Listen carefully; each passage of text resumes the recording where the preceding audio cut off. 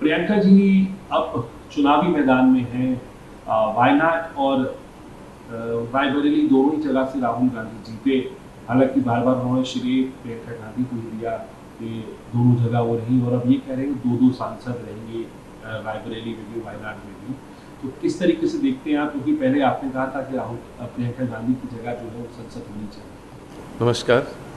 पहले तो मैं देश की जनता को धन्यवाद देता हूं कि उन्होंने इंडिया गठबंधन को भारी अच्छे नंबर से जिताया और कांग्रेस को अच्छे नंबर पे लाए, और बीजेपी का जो 400 पार का जुमला था उनको हकीकत याद दिला दी कि जनता कितनी उनसे नाराज़ थी। और मैं ये कहूँगा कि जो धर्म की राजनीति है वो सबने देखा था कि अयोध्या में उनकी हार से उनको समझ आया है कि धर्म की राजनीति देश नहीं चाहती है।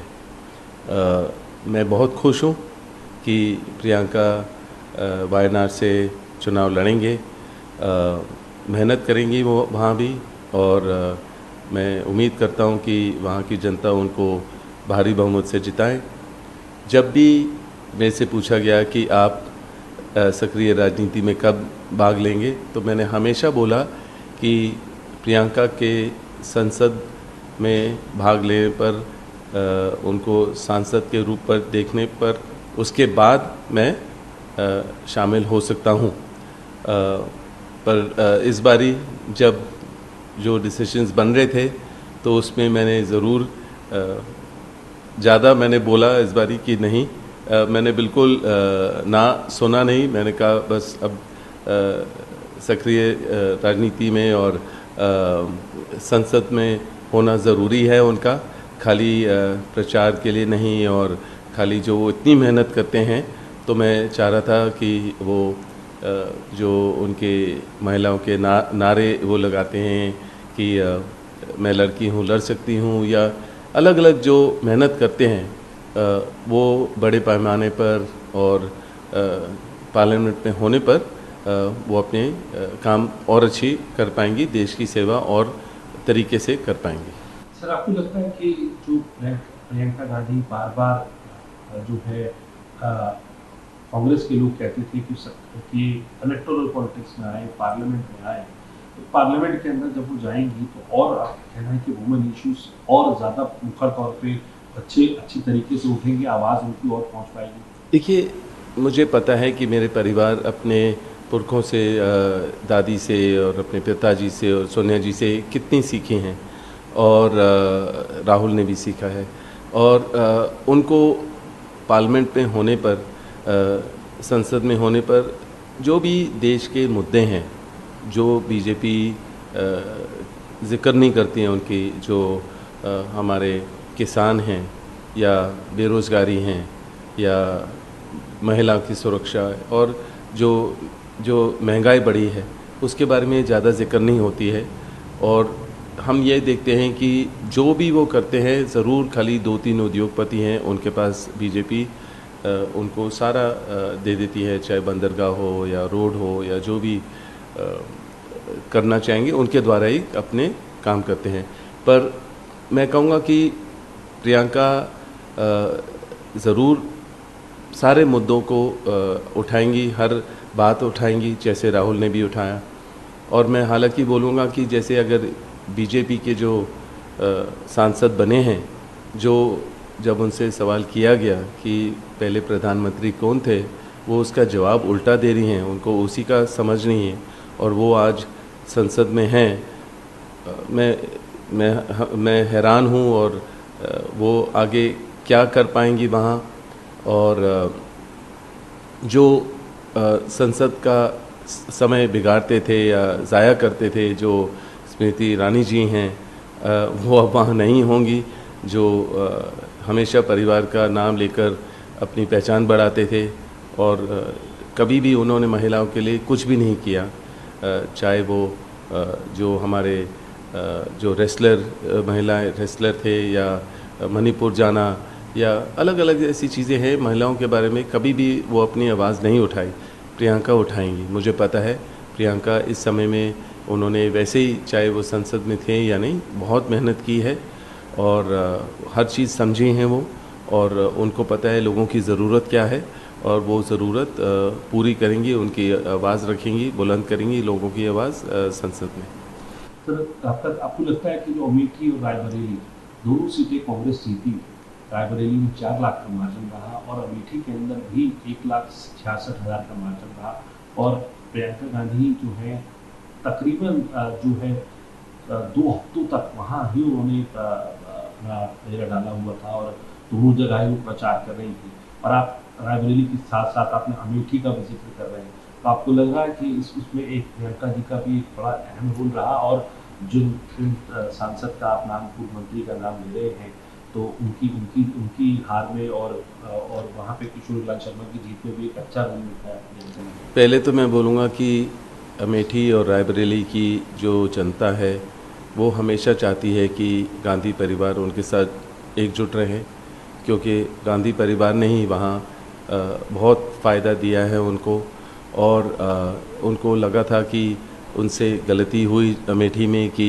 स्मृति ईरानी जी को उन्होंने एक मौका दिया जिससे उन्होंने 5 साल में कोई प्रगति की तरफ देखा नहीं, और उनको लगा था कि गांधी परिवार से कोई भी सदस्य अगर लड़ेंगे तो उनको ज़रूर जिताएंगे। तो ज़रूर मांगे मेरे लिए भी बहुत बड़ी थी कि आप लड़ें और आपको भारी बहुमत से जिताएंगे, और किशोरी लाल जी भी बहुत मेरे को उन्होंने कहा कि आपको लड़ना चाहिए, पर मैं बहुत खुश हूँ कि किशोरी लाल जी वहाँ थे। 40 साल से उन्होंने बहुत मेहनत की है। राहुल और प्रियंका ने सही डिसीजन लिया कि किशोरी लाल को लड़ना चाहिए, और प्रियंका ने बहुत मेहनत की दोनों क्षेत्र में, राहुल के लिए और किशोरी लाल के लिए, और सबने देखा कि जो भी उन्होंने बात रखी, उन्होंने ये शुरू से बोली कि कहाँ से उनका रिश्ता शुरू हुआ, और बहुत ही इमोशनल स्पीच था, क्योंकि है इमोशनल जगह। मुझे याद है कि 99 से मैंने जब प्रचार शुरू किया तो मैं भी वहीं अमेठी में, सुल्तानपुर, जगदीशपुर, रायबरेली में चप्पा चप्पा गया था, और इतना प्यार मुझे मिला उन लोगों से। तो मैंने भी बहुत प्रेम और बहुत मेहनत की है वहाँ। तो ज़रूर प्रियंका की मेहनत रंग लाई है, और बहुत भारी बहुमत से राहुल को जिताए, किशोरी लाल को जीते हैं, और जो भी वायदे वहाँ किए वो, जहाँ पहले जो काम हो रहा था, अधूरा रह गया था 5 साल में, वो पूरा करेंगे अमेठी में। और सोनिया जी ने वैसे ही रायबरेली में बहुत मेहनत की थी वहाँ, और राहुल उन्हीं की सोच को वो पूरा करेंगे, और जो भी उनके इरादे थे वो भी पूरा करेंगे रायबरेली में। सर, अभी तो अनाउंसमेंट हुई है प्रियंका गांधी के नाम की, तो उसके बाद बीजेपी अब जो है आरोप लगा रही है कि तो परिवारवाद है। अब तो सभी लोग जो हैं वो पार्लियामेंट के अंदर रहेंगे और चुनाव लड़ रहे हैं, चुनावी राजनीति में आ रहे हैं, परिवारवाद की बात करते थे, बात परिवारवाद। देखिए, पहले तो वो अपने पार्टी में झांकें कि जो उनके सांसद हैं वो किसी परिवार, उनके परिवार के व्यक्ति या लोग पार्लियामेंट में नहीं थे, राजनीति पे नहीं थे। पहले उनको तो वो असेसमेंट करना चाहिए। बाकी अगर कोई भी हमारी पार्टी से या कोई भी पार्टी से उनके पास जाता है तो फिर वो परिवारवाद का बात ही नहीं होती है।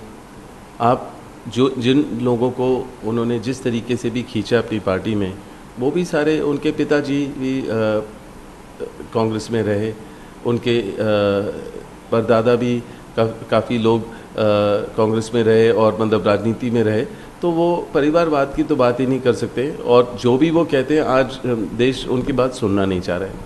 अब वो जो उनकी सोच धर्म की राजनीति थी, वो भी सबने देखा, अयोध्या में उनकी हार हुई।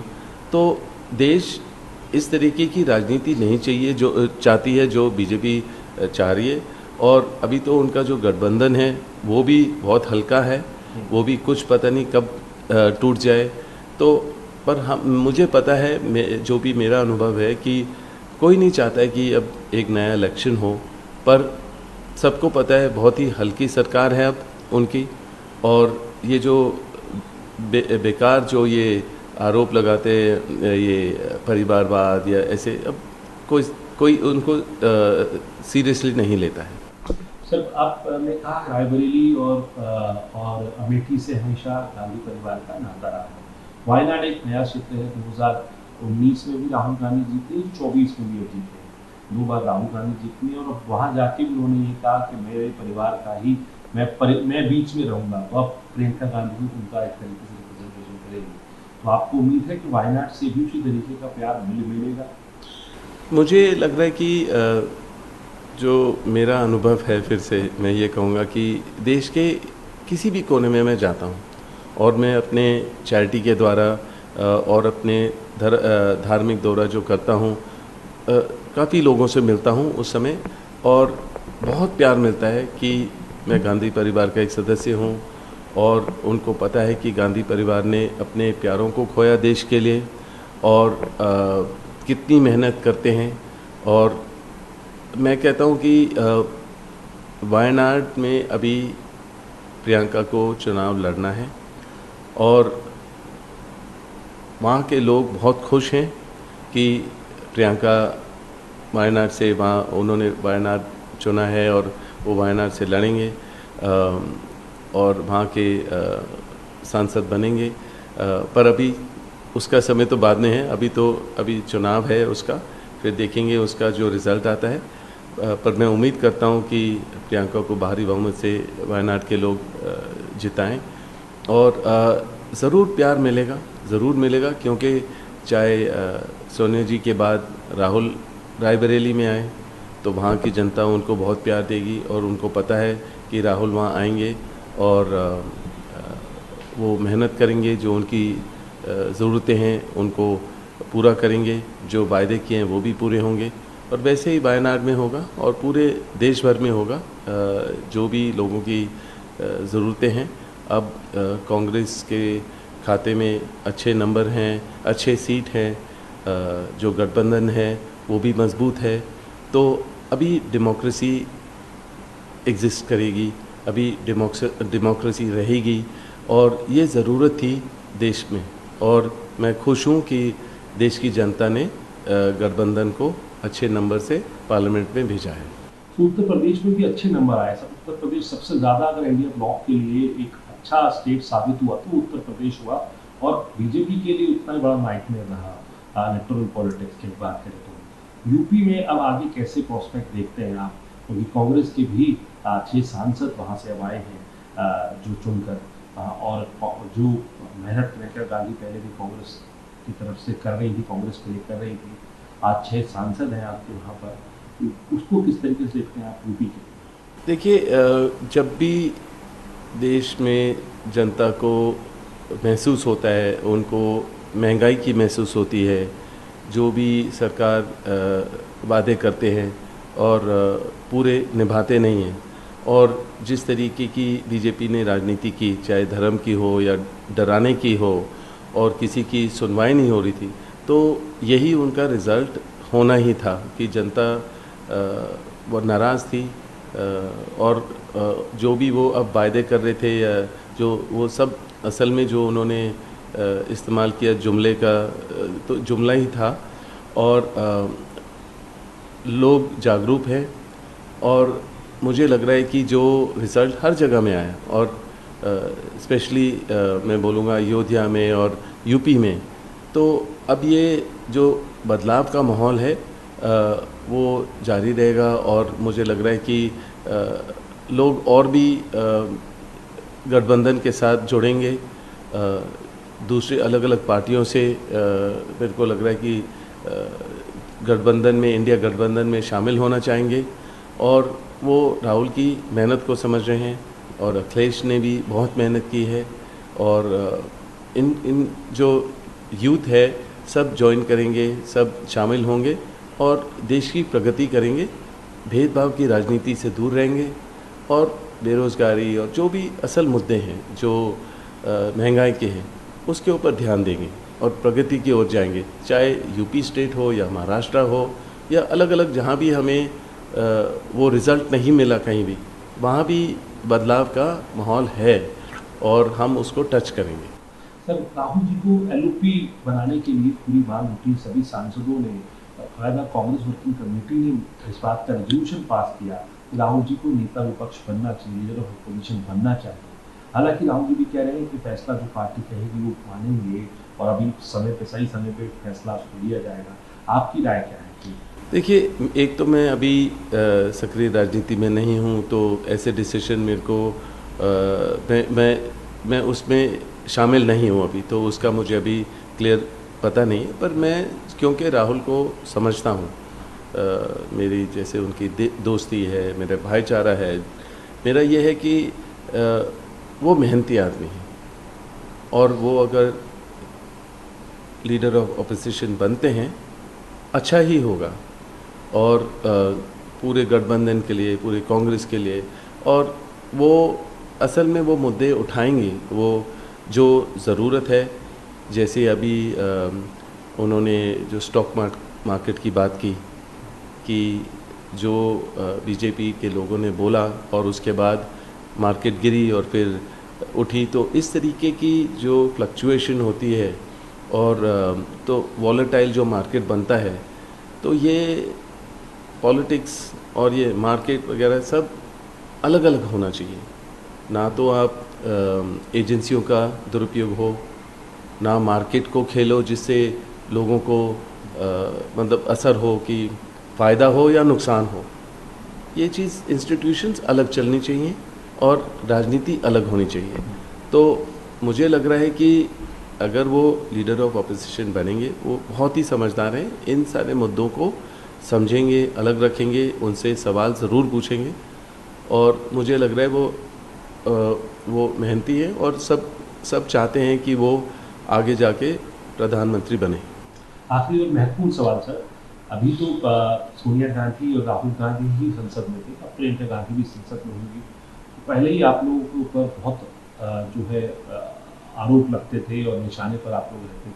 अब प्रियंका जी भी संसद पहुंच जाएंगी और आप भी सक्रिय हुए राजनीति में, तो आप तैयार हैं और नए हमलों के लिए? मैंने प्रियंका को इस बारी भी बोला, हम हर चीज़ झेलने के लिए तैयार हैं, पर किसी भी रीज़न के लिए उनको ये नहीं सोचना चाहिए कि अगर मैं संसद में शामिल होती हूँ तो आपके ऊपर क्या आरोप आएंगे या इफ़ेक्ट आएंगे। मैंने 10 साल से बहुत झेला ये बीजेपी की सरकार को। उन्होंने हमेशा पूछा कि आपका पहले रुपया आपने कहाँ से कमाया, और बहुत तरीके अपनाए कि मेरे को परेशान करने के लिए। तो परेशानी से एक व्यक्ति और सीखता है, तो मैंने बहुत सीखा है, झेलने की क्षमता है। जो ये आरोप लगाएंगे, जो भी और सख्ती करेंगे, जो भी बेबुनियाद इल्ज़ाम लगाएंगे, मैं झेलने के लिए मैं ठीक हूँ। मतलब मैं मज़बूत हूँ और मैं बस यही देखना चाह रहा हूँ कि प्रियंका संसद में हो और देश की प्रगति के ध्यान में दें। नीट एग्ज़ाम पे कुछ कहना चाहिए? नीट एग्ज़ाम को लेकर बहुत कंट्रोवर्सी है, स्टूडेंट्स जो है बहुत आक्रोशित हैं, गिरफ्तारियाँ हो रही हैं अलग अलग प्रदेशों के अंदर, जहाँ पर ये बात सामने आई है कि 30-30 लाख रुपए में पेपर लीक कर दिए गए। 67 टॉपर एक ही एग्ज़ाम से निकल कर आते हैं। इस तरीके की सिचुएशन को कैसे देखते हैं? देखिए, जब राहुल ने प्रचार किया था और प्रियंका भी, कि ये जो पेपर लीक के बारे में ज़रूर जिक्र की थी, क्योंकि ये बहुत बड़ा मुद्दा है और बहुत इशू है कि इतने लोग मेहनत करते हैं और फिर पेपर लीक के बाद आप कह रहे हो कि 65 से ज़्यादा लोग मतलब टॉपर हुए हैं। वो पॉसिबल नहीं है। तो पेपर लीक हुआ है, उसके बाद उनको सबूत मिलता है कि 30-30 लाख लिए गए हैं, तो ज़रूर इस पर कार्रवाई होनी चाहिए और इस पर सख्ती होनी चाहिए। और जो भी हमारे जो यूथ हैं जो मेहनत कर रहे हैं, उनके साथ बेइंसाफ़ी नहीं होनी चाहिए कि ये पेपर लीक हो और कि जो भी मेहनत की है वो बिल्कुल ख़राब होती है और फिर से उनको दोबारा मेहनत करनी पड़ती है। और एक ज़्यादा उम्र पे वो मतलब कि कुछ भी आगे कर पाते हैं, तो उनका समय बर्बाद होता है और इस पर सख्ती होनी चाहिए और ज़रूरी कानूनी तौर से इस पर ध्यान देना चाहिए। For more of such videos, do like, share and subscribe to ET Now Swadesh.